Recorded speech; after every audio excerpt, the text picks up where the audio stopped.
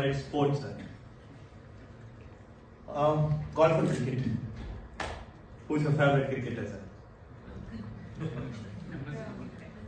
Rohit. What's your favorite book, sir? Okay.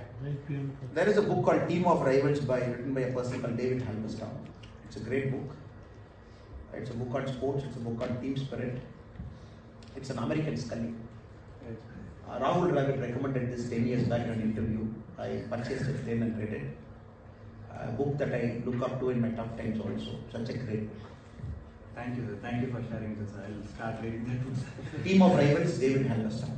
Sure. Thank you, sir. I guess it's good for the audience to make a note of that. What's your favorite quote, sir? Or we call in Tamil, Paramari. What's your favorite Paramari, sir? It doesn't matter how you are born, but make your life worthy of somebody's.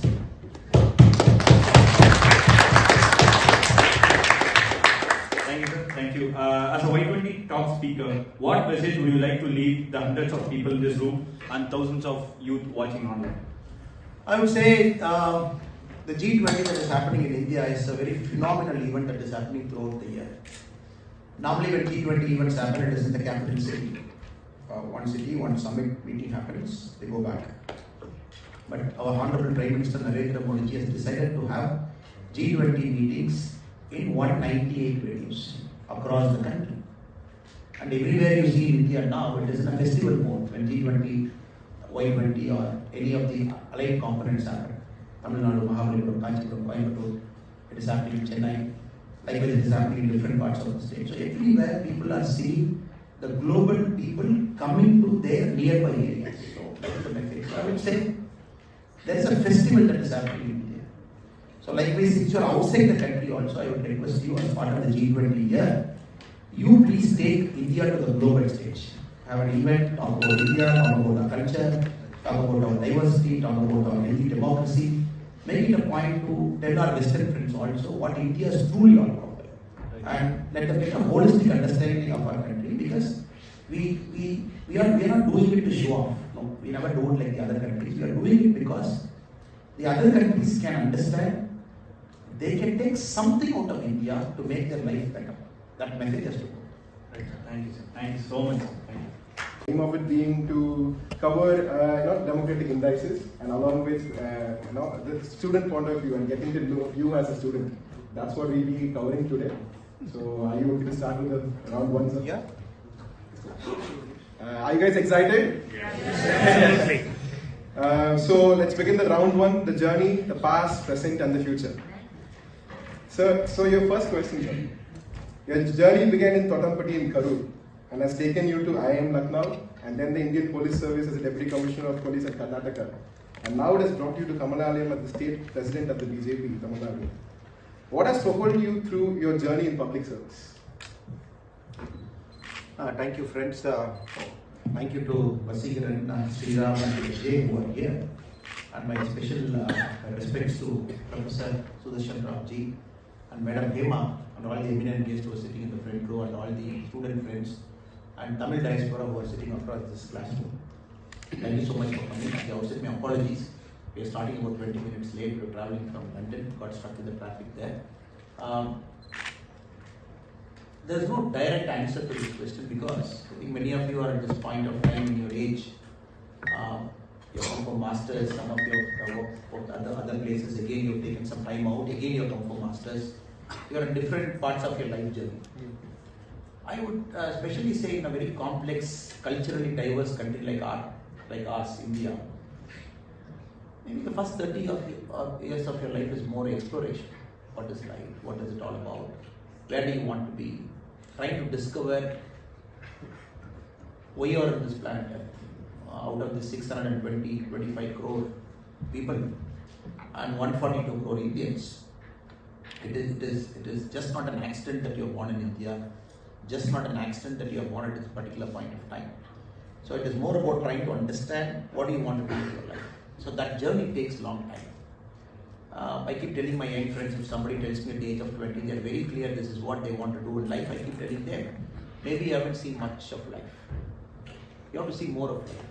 So my life is more about that, sir. I was an engineer without even having an idea why I want to be an engineer. So 12th standard, after 10th, it was very clearly two options my father gave. He said, you want to be a doctor, want to be an engineer? I said, I might not have that kind of brains to become a doctor. So better I'll take engineering. So engineering was an option. Again, I went to engineering. My father asked me, what engineering you want to become? I said, no clue. And my close friend in 12th standard, he chose a college in Coimbatore and he chose an engineering seat. So I decided to pursue engineering in that college because his friends with me and he got seat there. So engineering went there. But possibly the second and third year of engineering is the most important time in my life. I started seeing life more closely, started understanding what I want to be doing in this life. So fourth year I told my dad that I don't want to be an engineer. So I was in my book also a little bit here and there because I thought for our kids whatever little bit of mistakes I made, probably I can tell them. I'm not calling it a mistake in place. So fourth year of engineering I was very clear. I want to take a break. That was on in India 2007. There is no concept of break here. The concept of gap year is just very new. No concept of break year or gap year. In Tamil, my friends call me Polikathriya, which means this fellow is totally clueless. The other person called me as insane. What is he trying to do? I took a year off. Possibly that is the greatest thing that has happened to me till now. I'm about 38, 39 now. That 1 year break is the greatest thing that has happened to me. It gave a lot of clarity. It really gave me a direction which I should go. And I was very clear my life I should get into public service. But what form of public service was always debatable because you have so many forms of public service in our country. There is an NGO, there is a civil service, and there is government. It is not everybody can get into government, it is not everybody can get into politics because it's a pretty complex country like I said. So that clarity pushed me to my masters, it pushed me to civil service, then it brought me to politics. Sorry for the long answer, sir. But the reason I want to urge you, young friends who are in UK also, yesterday I was part of the India-British Forum in Nehru Center. There was a seminar I was attending. And I was seeing a lot of young kids studying in different parts, King's College, people are studying in London School of Economics like you. I was there. Yeah, some of the best colleges like Warwick in UK, there were representatives sitting there. And when I spoke to many of those kids, everybody had the same question. They said, what am I going to do in the next 10 years? And my heart is India, but opportunities are here, I'm studying here. So what is your advice? Some people ask whether India can give a dual passport or whether they can come back to India. No, the answer I would give to all of the students sitting here is, if you feel confused, you are absolutely in the right place. If you feel absolute clarity at this age of time, maybe you have to see more life. And before 30, I don't think you should settle down. You should keep exploring, keep looking at other options, then take a call and stick to it. Because you should not get burned out at 45. The problem with many of my friends who did engineering MBA with me, at 45 they become very blank. They say that I don't know what to do. I've got my 2 cars, I got my 2 houses, the EMI is paid, there's a bank balance of a couple of crores, then what is more to life? Then the new trend of going to Himalayas and going everywhere and doing yatra and everything. So I will request you, take time out and don't feel bad that others might get settled and you are not getting settled. And you want to do a 3rd degree, please do it, nothing wrong in it. Moving on to the next question, a total change of scene. Everything down to the watch you wear is being scrutinized. How does it feel to be in that position in the public eye 24/7? Okay, sir. India pre-Modi, before 2014, if you look at Indian politics, it's a very set pattern. A child is born into a political family, and right from the day the child is born, when relatives come to see him, oh, the next chief minister of Tamil Nadu, because he's born in Gopalapuram, or probably he's born in Samajwadi Party's office somewhere in UP, or somebody is born somewhere in parts of India. That's how the generations are built. Along with the child, somebody else's child is also born because his father is a minister there. All the child grow together. This is a status quo in Indian politics. Pre-2014, that's how Indian politics was. A child like Rahul Gandhi still is a child only, and born there, and right from young age, everything is spoon-fed to him. That you'll be the Indian Prime Minister, you'll be the Indian Prime Minister, your grandfather is like this, grandmother is like this, your father is like this, your mother is like this. And again, you keep coming down to southern politics also. You take DMK, you get into KCR, you get into Janata Dal, you look at every single political party, probably Lalu Yadav. But when an outsider comes into a system, it becomes all the more tough. Because you are trying to get into their 35-year plan, 40-year plan, or 50-year plan. When everything is said, there is an ecosystem, journalists, people, chamchas, everybody around them. That's why Modi ji, we might say Modi ji is a great person, great human being, great prime minister, but I would say, in hindsight, Modi ji actually saved Indian democracy. Pre-2014, we felt, what is democracy? We don't have a choice in elections. You just have three families standing in election. I just have to evaluate which is the better family among the three and vote for you. That was the case in India. Or, if Congress is falling down, some 10-15 fellows together will come, form a coalition, they will be in power for 5 years, rule the country, and the country will go back. So we never thought a commoner can climb up the ranks, achieve a highest position in our democracy and serve our country. So Modi ji 2001 onwards, then 2014 onwards, he broke it. Now there are millions of people like me. It is not me. Right at the panchayat level, right at the municipality level, right at the MLA's level, a lot of people, first generation, they come in. Family doesn't have any smell of politics. Family doesn't even have 1% role in politics. And my family is just a mute spectator standing in the queue, looking at the options, voting and coming. When you come in, you disturb everybody there. And by nature, I also don't keep quiet. I also keep speaking something or the other. So you make enemies in your political life here and there. So naturally what happens, everything becomes scrutinized. How you live your life, what do you speak. So I wouldn't say it is tough, but it gives me a lot of extra responsibility to live my life well. Because I have decided that what am I inside, let me speak out openly so that there is no conflict for anybody who sees me. Because I represent a party, I have to carry my party's ideology. I have to be extremely careful of the words I speak. At the same time, as an individual person, I felt the best way to come out of this scrutiny is to be true to myself. I know I have some faults, it's absolutely okay. If I'm staying true to myself, people will say, okay, Annamalai is okay here, Annamalai is not okay here.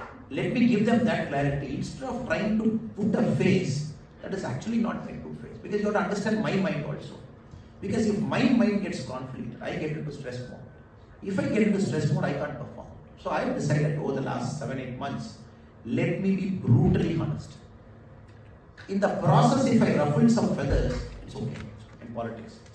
And long term, my job in Tamil Nadu politics is more like a ship that goes before a big ship. If you look at the Scandinavian countries or the North Pole oriented countries, they have an icebreaker ship. The icebreaker ship's role is more critical than the tankers which comes behind it. Because the icebreaker has to go break the ice and clear the waters for the big ships to come. So the role that me and many leaders in Tamil Nadu we are doing for BJP now, we are performing the role of an icebreaker ship. So natural damages will come, bruises will come, blood will flow. You have to take some body blows. It's okay. But possibly the guys who come behind me, the path is clear for them. That's how I look at politics. So it doesn't actually bother. The extra scrutiny doesn't bother. Wonderful. In a sense, it gives the impression that today we walk so that tomorrow people can run, and I think that's amazing. Can we have a round of applause for that?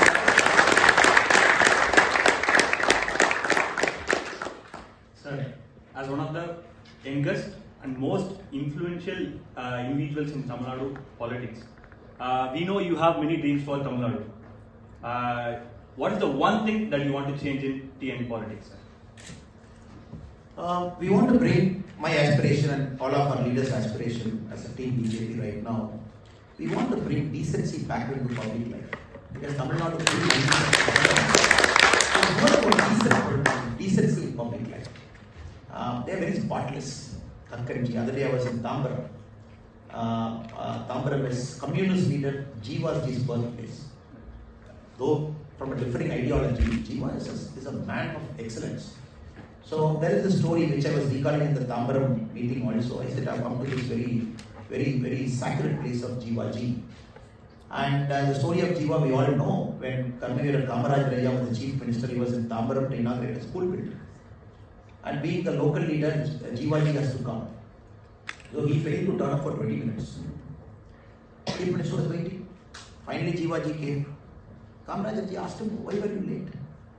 And Jiva would said, I came late because I had only one dhoti. And I was wearing the dhoti yesterday. And I cleaned up the dhoti in the night. I put it for drying. The sun came out late. So by the time the dhoti got dried, I was wearing the dhoti and coming. So you have this kind of characters. You have people like Kakkan, education minister. Now who's our Tamil Nadu's education minister? Who's a part-time actor and a part-time Udayanithi Rasiyar Mandra club leader? Part-time he comes to work. So you have Kakkan, you have Jiva, you have people like Kamarajaji, you have Rajaji. So again, if you go back, you have this kind of leaders who were in politics. So they brought a lot of decency and a lot of selflessness to politics. I think you bring it. Forget ideologies after a point of time, you bring it, because every ideology will come towards national in Tamil Nadu after a point of time. That is the only way Tamil Nadu politics can survive. You cannot have a divisive ideology inside. It all has to become national in a matter of time. So I would say the main goal is to bring decency back into public life. And for that, you got to be a good human being, or try to be a good human being. You cannot be some other person and doing politics as part-time, coming here because your family is in politics for 45 years, because this is too big a serious responsibility. Too big a serious responsibility. And the mistakes that you crucially make will affect the state, which is not visible now, which will be visible 10 years from now. Anything you do, it is not visible tomorrow. In your jobs, a student thing, you perform something bad today, the grades will be there tomorrow. But for a politician, unfortunately, the mistakes you do, the penalty will be paid a decade later by the population. That is what Tamil Nadu is paying today. Yes. Thank you, sir. Thank you, sir. So we're done with the round one. So now we'll be going to the round two, which is facts and fallacies. That's going to be our second round. So, to begin with the second round, sir. So as international students here, my fellow friends, my team and I, one constant thing, obviously the scenario has changed a lot after 2021 especially. But initial days of our international student life here, the one thing that we were, as Indian students, that we were asked a lot by our international friends were that, oh, India, does secularity still is applicable in India? What are the democratic values in India? And I would like to refer to our Honorable Prime Minister, Mr. Narendra Modi's speech at the US Congress 2 days ago, that India is a landscape which has 2,500 political parties, 22 official languages, 20 different parties govern different states inside India. And given this cultural diversity that our motherland has, do international democratic indices still stand applicable in India? Do you think that there is some injustice that's done to us in that context?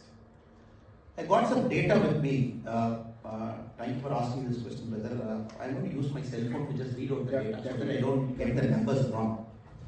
Now, the favorite pastime of many people, especially in this part of the world, the Americans and the British this side, is trying to look at Indian democracy from a Western lens. They have the Western lens, they look at Indian democracy and then they make their opinion, judgmental opinion. And there are some institutions which publishes rankings. Now I am going to talk about three of the world's, probably the topmost, what they call the democratic indexes. There are three top ones which keeps publishing ranking. I am going to first take the Freedom and World Index. Freedom and World Index is from the New York City, headquartered there by the Freedom House. They publish a ranking called the Freedom and World Index. Now, till 2018, India's civil liberty score, how liberal is the society, the minimum being 0, maximum being 100. Yeah. India's civil liberty score was at 42 till 2018. Now, surprisingly, this Freedom and World Index started in 1973. Because it's very important, I'm giving you this data because many of your friends are asking, you should be in a position to explain something. From 1973 till 2018, India's civil liberty score was continuously at 42. We didn't change. Emergency 42, post-emergency 42, Modi era 42, Congress era 42. Now, suddenly in 2022, after 2018, when Modi ji comes to power for the second time, because they thought Modi ji has come to power for first time, it's fluke. They will not come for the second time. Second time when Modi ji came again, the rank of civil liberty dropped down to 33 from 42. You see how it is dropping. Very, very surprisingly, I was looking at the other countries they have ranked. Northern Cyprus, which is controlled by Turkey, which is not recognized by United Nations as a country. Northern Cyprus score of Freedom and World Index is 77. More civil liberty they claim, and the United Nations do not even recognize it as a country. It is 77. A country like India is 33. Mongolia, which had a one-party system till 1990. Now the score they have given to Mongolia is 84. Then again, if you go inside, in the Freedom and World Index, probably the number one index they compare everywhere, Jammu and Kashmir is recognized as a separate country. You go inside, you find a score for Jammu and Kashmir separately. Now, this is not the worst part. The worst part is yet to come. Now, I was trying to analyze how do you actually come at a score. So they have 25 intellectuals. They are journalists and human rights communities, think tank, academic. And these 25 people answer in-house questions. It is not that they come to India, talk to people, friends, how is democracy here? No. 25 guys sit in New York. They happen to be the academics, they happen to be staff, analysts, consultants, experts. I don't know what experts they are. And 25 questions, this 25 people answer. The combined cumulative score is the Freedom and World Index, coming from an ACO. It is like going to Taliban, asking them to give a certificate for themselves. Taliban will say, oh, we protect women like anything. There is no comparison to us. So this is one score for you. Now let us look at the second score, which is the Economist Intelligence Unit Democracy Index. Economist magazine, again widely quoted. And they published this score. If you again look at it, where Economist has kept us. 2006 they started. 2006 they started ranking. Economist Intelligence Unit, EIU, their score for democracy. India was ranked 27 in 2014 and now pushed down to 46 in 2021. So even lower the score, better the country. So 2014 we were at 27. Now 2021 we are at 46. They increased the rank, meaning that democracy is going down is what they claim. Now when you compare Hong Kong, Hong Kong's civil liberty is much higher than India. Sri Lanka's civil liberty is higher than India. All those countries where it is collapsing, where there is political instability, they have more civil liberty score. In a country like India, when one party with more than 303 MPs is governing, absolute no instability, we are lower than Hong Kong and Sri Lanka. Now, I was just taking 2021, why did you give less score to us? They said because of nationwide lockdown, we are giving you less score. Now, I would tell my economist friends, for me, life is more important than liberty. Peak of Corona, how can we run a country without locking it down? For locking down the country, if you are restricting the score, what happened to Americans? Yes, America, economists has given higher score because America did not lock down. But how many people died? So this kind of arguments they have in publishing a score. They said 2021 India's civil liberty score has taken a beating because of the nationwide imposition of lockdown. But they are understanding it is to prevent the spread of pandemic. And they have given less score. Now, I was also checking, how are you scoring us? When you come to India, talk to our people, go to our Gram Panchayat, go to our MLAs, go to our thriving democracy, see it. They said, no, we take our cue from an opinion poll result of World Value Survey. Now, World Value Survey did not do survey after 2012. So, what happened after 2012? So, last 9 years you haven't done a survey, but how did you give a rank? They said, in the years when the World Value Survey don't do a ranking, don't do a survey, we based our ranking on expert opinion. This is Economist Intelligence Unit for you. Again, experts sitting in ACO giving ranking. No, now time has come to demolish that. Now we go to Freedom Index. This is the third index, the possible index where your Western friends quote you. Now this is based on Sweden, published by the Varieties of Democracy Institute at the University of Gothenburg, Sweden. They give it. Now, one question there, where India has got 0 marks for it, by which the rank came down. The question they have asked is, to what extent is direct popular vote is utilized in India? Meaning, they are comparing India to Switzerland. Referendum on it. So, any decision Modi is taking, he should hold a national referendum. Daily. Can I open the door? Can I sign a FTA with EU? Can I increase the passport thing? Can I go to US? Can I go to White House? You do referendum daily. And then they say countries which do referendum like that, they come at a higher score. So they are equating India to Switzerland.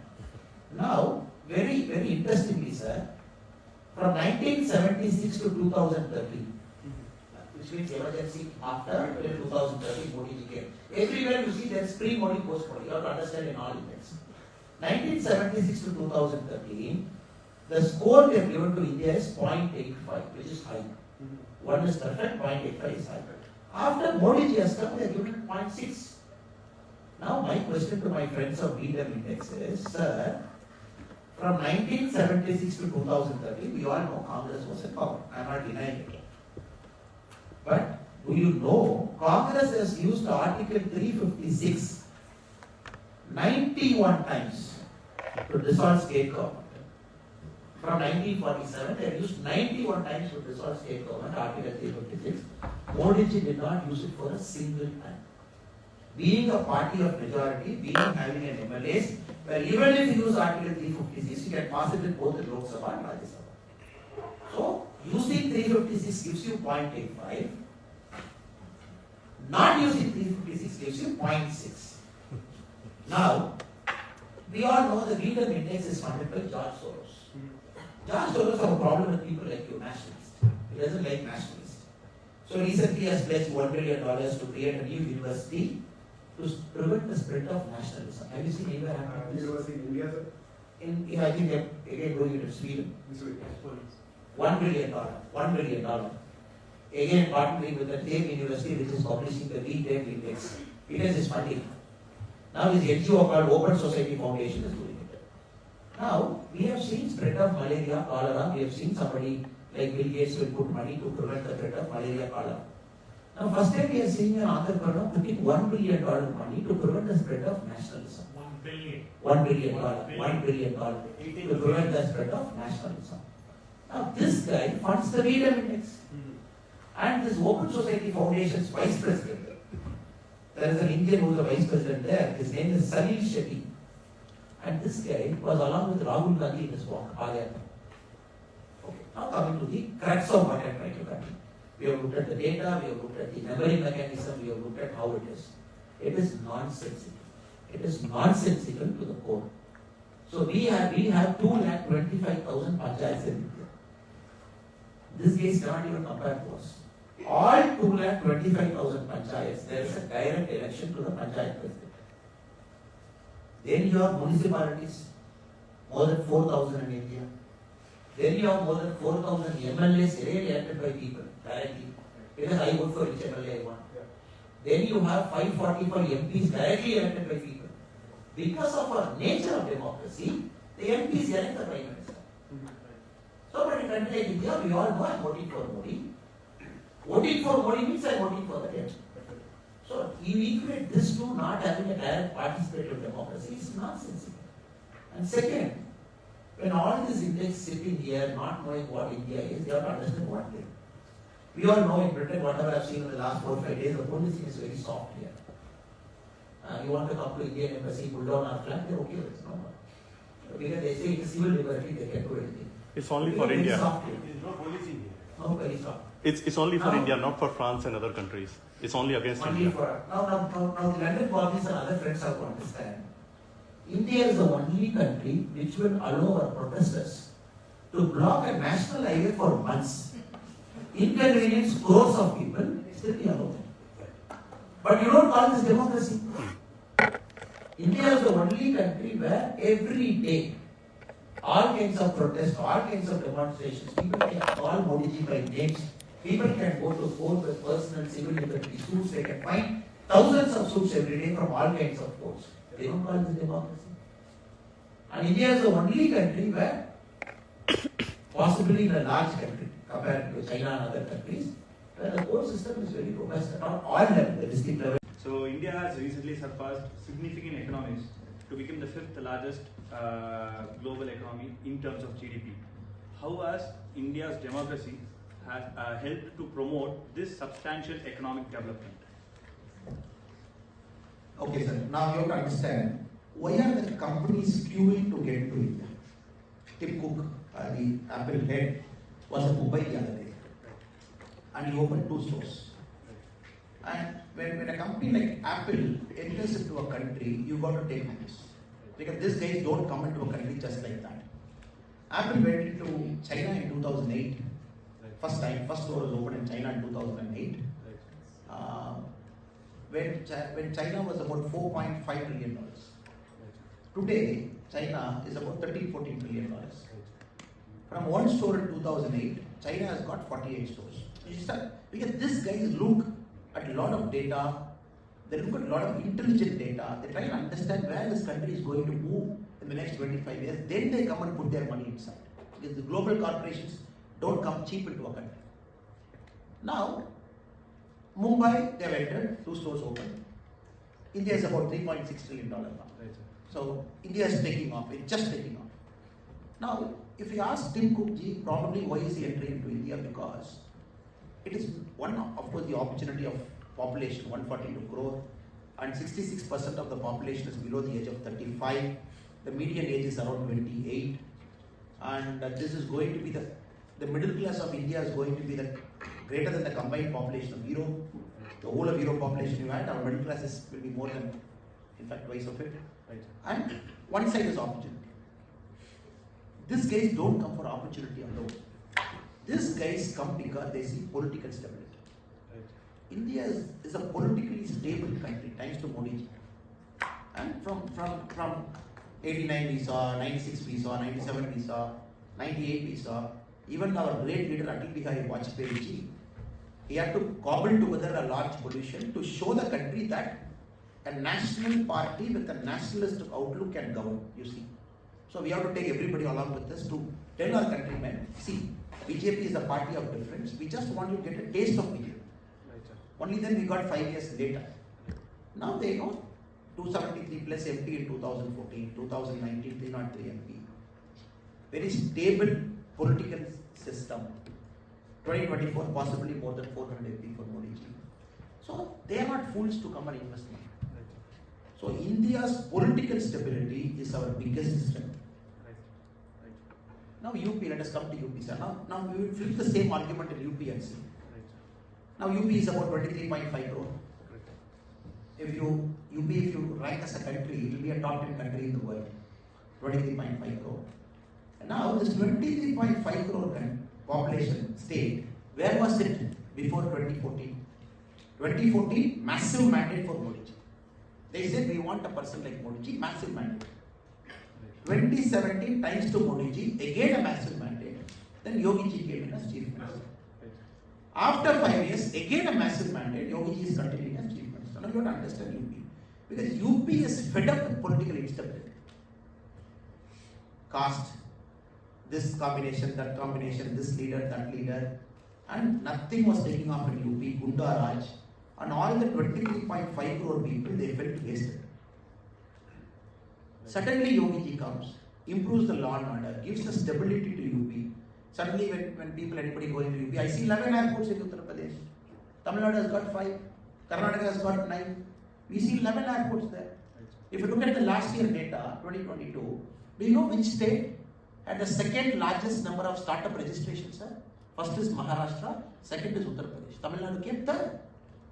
Second largest number of startups. These guys are going to fire the next day. Because suddenly you see a stable law and order. Suddenly you see women feel safe to come out.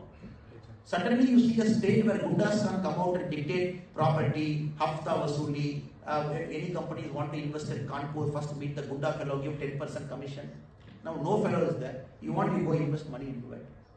Now suddenly you see UP taking off. South Indian states, especially from my state, DMK party, how they were talking about UP people. Any of your UP friends who are here, they say North Indians. They say Pan Parak Wala. How was the kind of language they used till now? Suddenly in Tamil Nadu, there was a small issue. And many of our UP and Bihar friends wanted to go back. Immediately Stalin said, please don't go back. Please don't go back. And he sent a delegation to UP and Bihar. Why? Because they know when UP is firing, when all the UP and Bihar friends who are in Tamil Nadu will go back to UP, when they start working for their companies in UP, Tamil Nadu will lose that labor arbitrage. Very simple. Definitely. And I am going one step further to predict where it is going to go. Now, UP has become the superstar of Indian states now. Our Chief Minister, M.K. Stalin, he went to Singapore and Japan. 6-day trip. They said, oh, I'm going to bring money and blah blah, and everything he did. So we were also expecting, oh, the Chief Minister was going to come back with huge money. 8 days later he came back. In the press conference, they asked him, how much money you brought? They said, before answering, I want to criticize my opposition friends. These fellows are speaking bad about me for the last 8 years. With a lot of democratic conversations, dialogues, debates, and a lot of conversations. And now that brings us to the round 3. And I guess we have named, our team has put in a lot of effort into naming this as a round that is very close to your heart as much as the BJP is. But you want to take a guess? The round is called, I think, the DMK round, which is Dhamaka round. Nothing to worry about.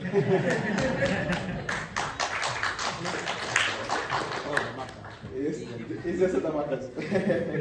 So the aim of this round is to keep a conversation a little more lighter note, and to get to know you as a student, or what way you like when you were a student.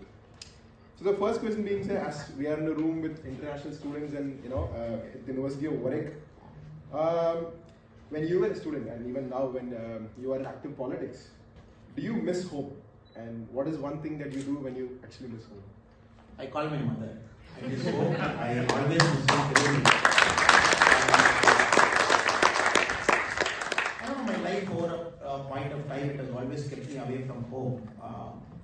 I don't know, for a long time I studied after 12th class engineering away from home. Then after engineering, MBA I went to Lucknow away from home. Then civil service away from home. Politics away from home. So my mother somehow reluctantly she has accepted that I think I'm always away from home. But I'm sure she's so proud of you. I miss functions. I miss everything. So even now when I call my mother, make it a habit to call her often. I have very standard questions. I said, how is the sheep? I said, how is the cow? And is it eating properly? And whether feed is going proper, water is being given to it. Then I ask, how are you? And my mom is like, okay. We see where your heart lies. She keeps asking, but I miss terribly my home. But you all have to understand, the farther we go away in search of something which is good for either society or for the country, I think we should do it. We should not restrict ourselves to spaces. Yesterday there was a question about brain drain, just aside comment. Somebody said, oh, the best of Indian students are coming to UK. What about India? And the best and the brightest of India are in UK and US. So you need actually these guys back home. I said, I don't have a problem with brain drain. Because they make a very careful collective choice. They say, look, I want to go now to Warwick, one of the best universities in UK, I want to study, I want to do this, I want to do that. But wherever you go, we know we can take an Indian out of India, but we cannot take India out of India. That I know for sure.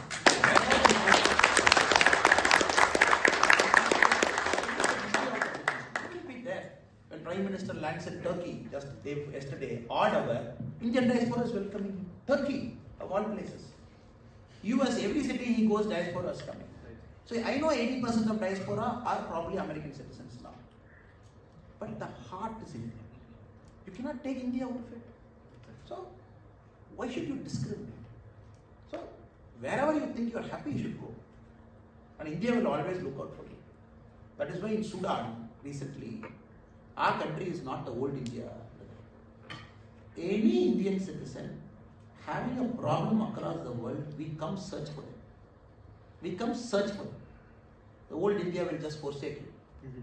Oh, you are studying somewhere, you are working somewhere, I don't care. Ukraine, 22,000 people, you have a problem, we come search for it. We move heaven and earth to stop a war. We move heaven and earth. We stop a war for 5.5 hours. The whole of country's resources we put. The airplanes, the Indigos, the Air Indias. We send our cabinet ministers to 5 countries around Ukraine. Without the scratch, we lift all 22,000 and bring back. This is the new India for you. Or Yemen, or Afghanistan, or somebody getting struck. We search for them, we hunt for them, we take him out of the harm's way in any part of the world. Or recently in Sudan, Aki-Piki friends were struck there. The first level of evacuation happened to Saudi. We were able to bring a lot of people back. But we couldn't lift still 350 people inside. Because they are right in the middle of conflict zone. There is somebody fighting in the North Sudan, there is somebody fighting in the South Sudan. The Khartoum airport is not functioning. 200 American citizens inside. And Modi said, nothing doing, go, we bring them back. He said, take the Air Force, go with commandos, land, do a night landing, bring them back. Then very daring, these are missions which at the peak of powers, America and Russia used to do it. Very daring mission which will cross continent and take people out. Now we came, we landed a C-130 plane. Runway was not there, ATC was not there. The pilot used a night vision goggle to land the plane. And while going, the American embassy also told us, since you are going, please bring our American citizens.